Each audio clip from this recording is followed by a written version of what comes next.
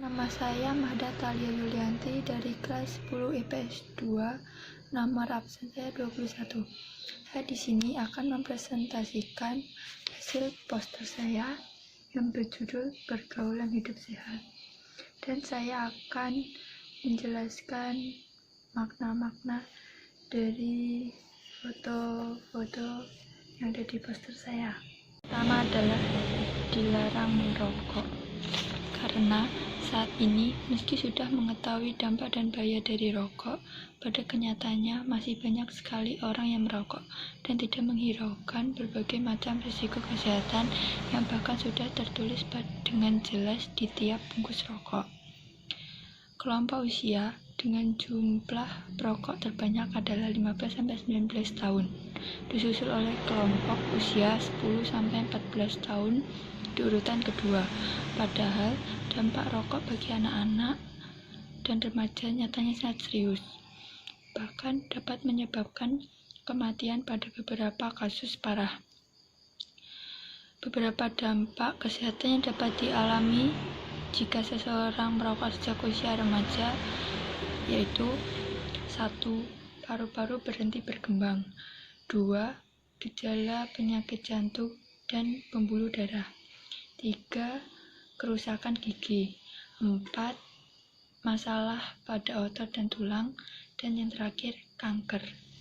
Yang kedua adalah rajin berolahraga.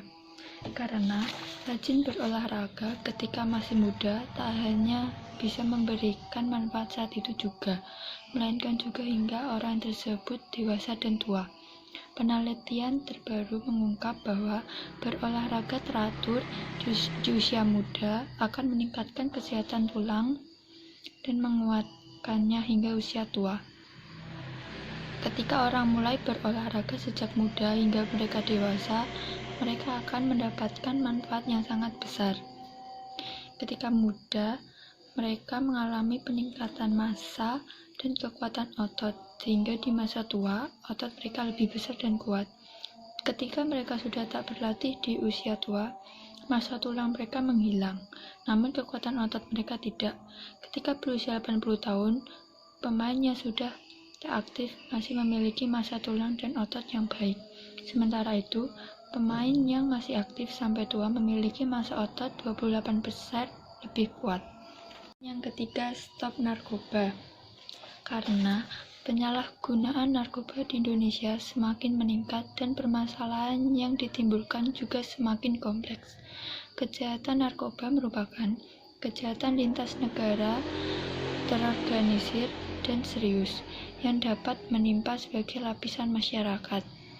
Masalah penyalahgunaan narkoba di kalangan remaja dan pelajar dapat dikatakan sulit diatasi, karena penyelesaiannya melibatkan banyak faktor dan kerjasama dari semua pihak yang bersangkutan, seperti pemerintah, aparat, masyarakat, media massa, keluarga, dan remaja itu sendiri.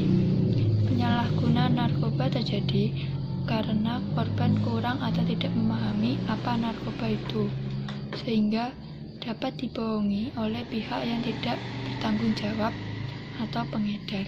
Dan yang terakhir adalah tidak meminum minuman keras. Karena minuman keras adalah minuman yang memabukkan dan dapat membahayakan kaum remaja dan harus dijauhi oleh remaja-remaja, karena itu akan merusak masa depannya. Di masa ini, para remaja sulit membedakan mana hal yang boleh dilakukan dan mana hal yang tidak boleh dilakukan.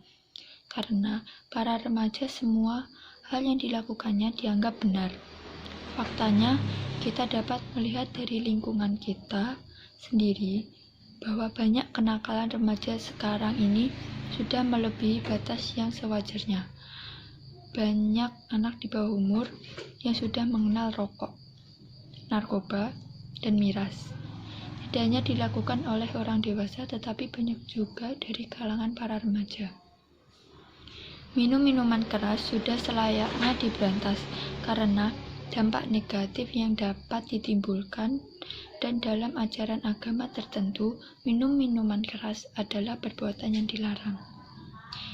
Ini adalah hasil presentasi saya.